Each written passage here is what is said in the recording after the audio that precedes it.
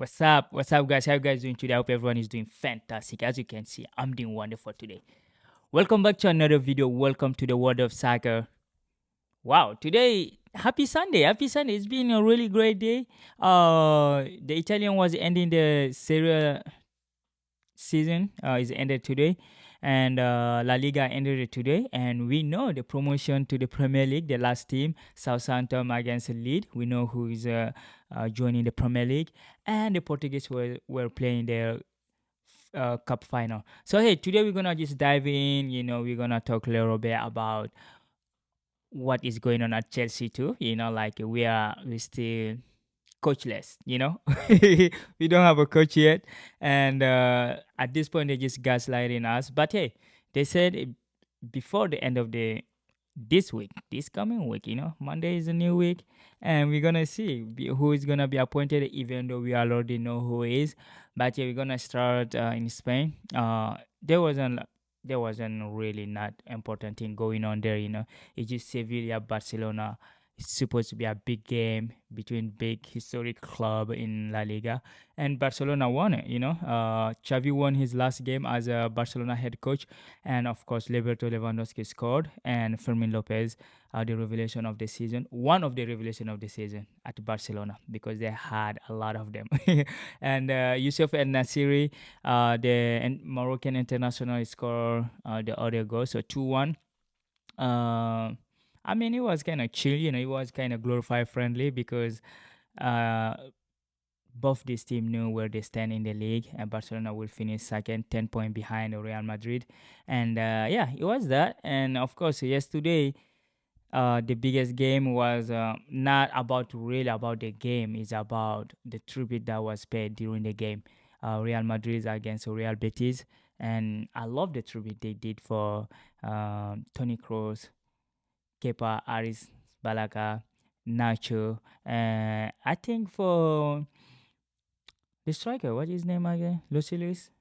So I think all of them are leaving at the end of the season because Kepa is there as a he's alone there, and Nacho is coming to US, and Tony Kroos is decide to retire. That was their last game at Santiago Bernabeu. Even they have another game coming on in the Champions League final. But I loved the tifo and all the messages they sent to him, like their love. It was a reciproc. He's a quid pro. So like he loved the club, and the club loved him back, and it was beautiful to see, and he even asked the club not do anything crazy, but the club went all on. They really uh get out the big gun of for his retirement. I wish Ronaldo had that, or like Raul and stuff. But hey, Tony Kroos is a lucky man. 4 Champions League, 1 World Cup, and everything at club level he won. I think he have a 4 La Liga title, and 10 years at Madrid as a he established himself as one of the best midfielder in his generation. If in our generation, I know he's one of the best because I don't know the other generation who was the best. But like everybody will talk, Zinedine Zidane, or like Platini, or like other midfielder Pirlo, or like everyone, like every generation have their midfielder. But Toni Kroos has really marked his generation with his imprint. Uh, the trio between Modric, Casemiro, Kroos. And now they have only Modric, and Modric is gonna extend his contract. They're in a contract talk right now. It's 39, but I think an era will come to an end soon at Madrid. But hey, no worry about Real Madrid because the future is secure. Like they have a lot of crazy player going on there. And Mbappe played his last game yesterday for Paris Saint Germain, beating my team, Lyon 2-1. Even though he was a mediocre, but he was happy. He was happy at the end of the celebration. You can see it. He's leaving with a title of his last season as a PSG player. He won a title, the 15 France Cup for PSG, a record in France. And yeah, Mbappe is leaving. He really marked his imprint to the League One. He will be recognized as one of the best players that played in the League One. I know some people will say he's not the best, but hey, that's a subjective. There's a lot of player who did their time, Jean-Pierre Pepin and all those kind of player like who spend their time there. The all-time goal scorer in the League One is not Mbappe, even though he's for PSG. So I mean, hey, he came to PSG 8 years. He stayed there. Everyone was shocked why he stayed for that long, but now he's leaving. I guess we all know where he's going, but it's not official yet. But he's gonna join Real Madrid and their crazy team, the Galactico, and we'll see what they're gonna do next season. That being said, in Spain, Atletico Bilbao finish a good note. They're gonna be to the Europa League. Atletico Madrid won their last game too. They're gonna be to the Champions League. They finish fourth, and Real Sociedad going to Europa League, and Real Betis, which did 0-0 against Real Madrid, going to be to the Conference League. So that's what happened in Spain. Nothing crazy. Just like is the last game of Toni Kroos, and of course the other player, Toni Kroos, Xavi Hernandez, and Nacho. Yeah, it was good. Good season from La Liga, even though Barcelona was up and down for most part of the season. But hey, sacking Xavi was surprising because he wanted to leave. They begged him to stay, and then they fired him. But anyway, like sometimes club and coaches doesn't have same agenda, and the repercussion is on the fan. So Xavi is leaving, but he is still a legend for Barcelona, and nobody will forget what he did in that club as a player, and not as much as a coach, but even as a coach, he won La Liga. So hey, that brings us to the Serie. Yesterday and today was the last game, because they already knew who is the champion was, who is going to the Champions League, and who is going to the Europa League, and who is going to the Conference League. The crazy part is Italy will bring 6 clubs into the Champions League next season. 6 clubs. There will be Inter, AC Milan, Juve, Atlanta, Bologna, and Roma.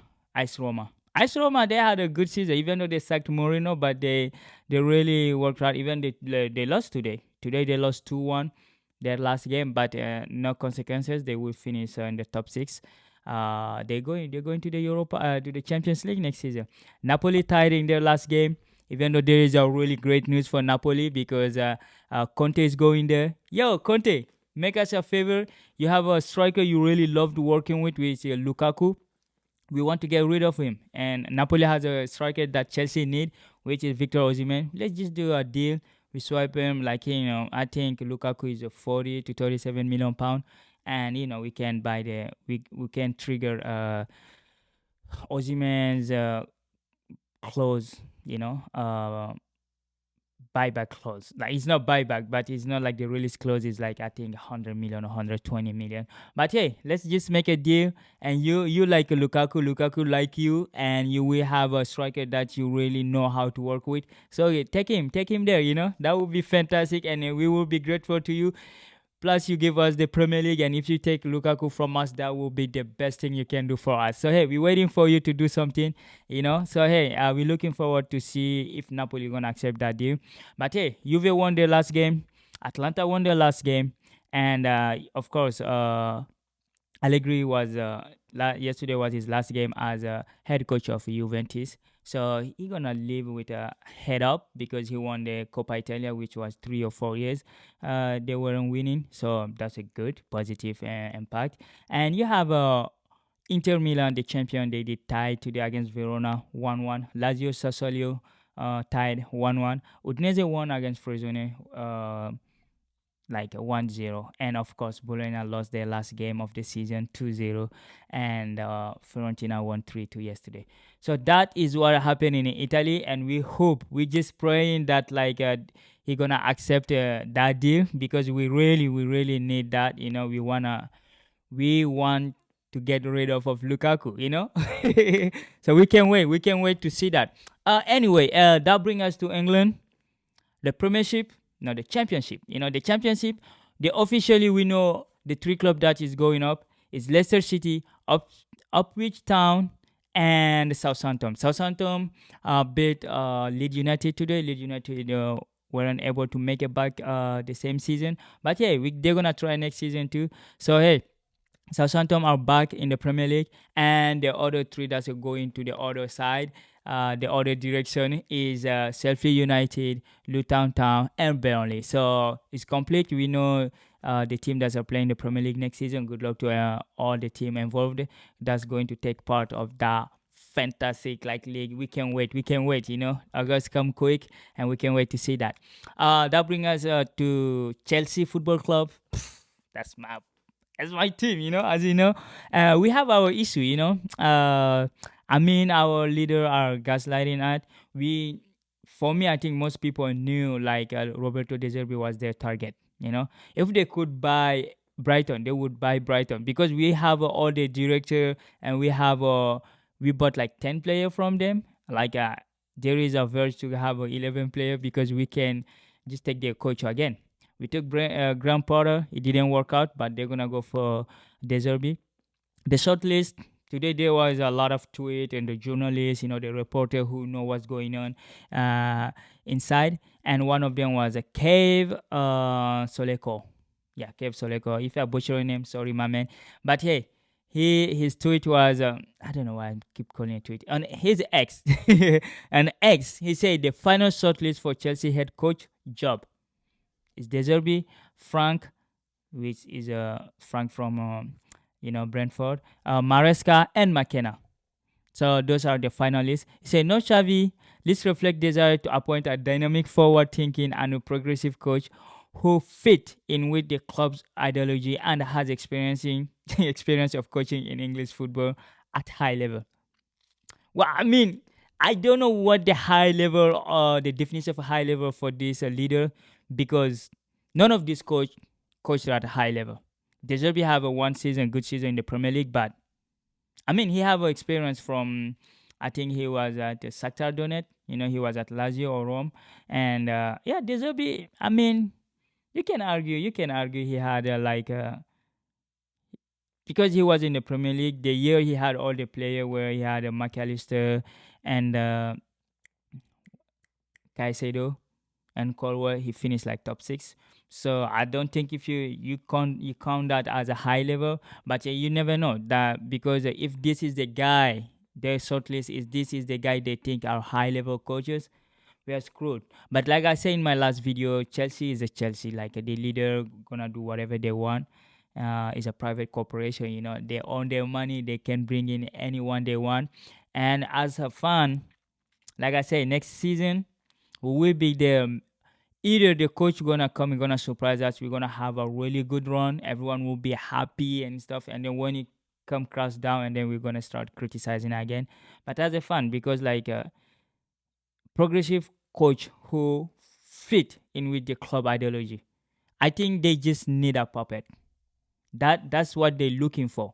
They're looking for a coach that would accept every player they're gonna buy, so he's gonna work with it.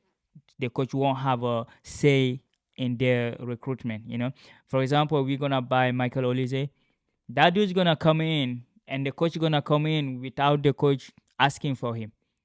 So if the coach are not playing them and stuff, they're gonna fire him. And in all these players, if they want someone who is really ideologically gonna match their project, I like they shouldn't go for Deserbi.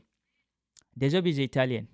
He's emotional. He reacts like those people react. They will have their time. When it start breaking down, they're gonna cross everything down. We had Italian coaches. We had Saribo. You remember Sari time? He's rigid. You remember Conte? When things start going south, he go crazy, and he gonna take Deserbi with his character. Like Deserbi is a winner. Any winner, if you're a coach, you won't get everything the leader give you. You're gonna be fighting for your idea. You're gonna be fighting for some player you want. So if the team say, like, if the leader say no, we want someone who gonna just take whatever we give to them, and they work with it. Well, we are not out of the wood yet. We're gonna go through some crazy stuff next season. I know, like, if we got Deserbi, which is likely to be the case, we're gonna have some good football at some point, But like he's a kind of coach. He have only one system. When that system is break down, it's done. He's not he cannot adapt. He won't like develop a new system like to counter attack or like to countermeasure other coaches tactic. He just come with his tactic. Either he's playing Liverpool, Man City, Chelsea, Brighton, Sheffield United, he played the same way. He doesn't adapt to anything. So those type of coaches, they can work in 2 years, and then 3 years he just break down. It's just like Antonio Conte. When he's in a team, in 2 seasons he's good. At the third season he's done because everyone know how he play. But yeah, I'm pretty sure the deadline is before the end of the week. That's what we heard. I know they don't communicate with the fan or the press, but that's what many people are reporting. Like Cave, like all the rest of the journalists, like Dave Fabrizio Romano, all of them, they all have their idea. I think some of these guys just making up their list and then just share to the social media because they don't have any information because I don't think the club is communicating. But hey, they feeding us what they want and they're letting people believe what they believe. So we're gonna just wait. It was a great season for many clubs. Man United won a cup. I think Man United have a better season than Arsenal and even better than us because like I think Mason Mount can say, yeah, I got a trophy, and we're going to Europa League and you're going to Conference League. So I think it's a good season for there was a lot of up and down. I think as a Chelsea fan, we are happy with the position we got because we last season we finished like 10th or 11th, and this season we finished 6th. That's kind of some progression. That's some progress there. But yeah, next season, like with the new coach we're going to have, we are not expecting anything because we don't know where we're gonna end.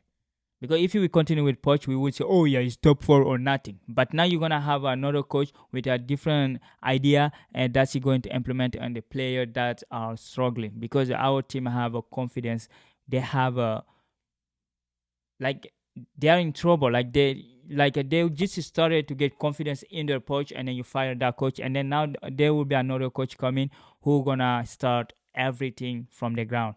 I mean, if it's Zerbi, you're gonna find some player he like. He will find Mikhailo Modric because he believes that dude can be a Ballon d'Or. I mean, he's still young, he can do it. But hey, Mbappe, all of them are running from it. So are running for it, but nobody's getting it. So, but hey, he believed in him. He believed in Caicedo, and he believed in Colwell. So maybe if it's him, maybe he can get something out of them. But you never know. Let's just see. Whatever. This was the wrap up of the weekend for you guys. If you are new here, make sure to subscribe, like, and share this video with your friend and family. And if you're already here, man, you already know the sky's the limit for us.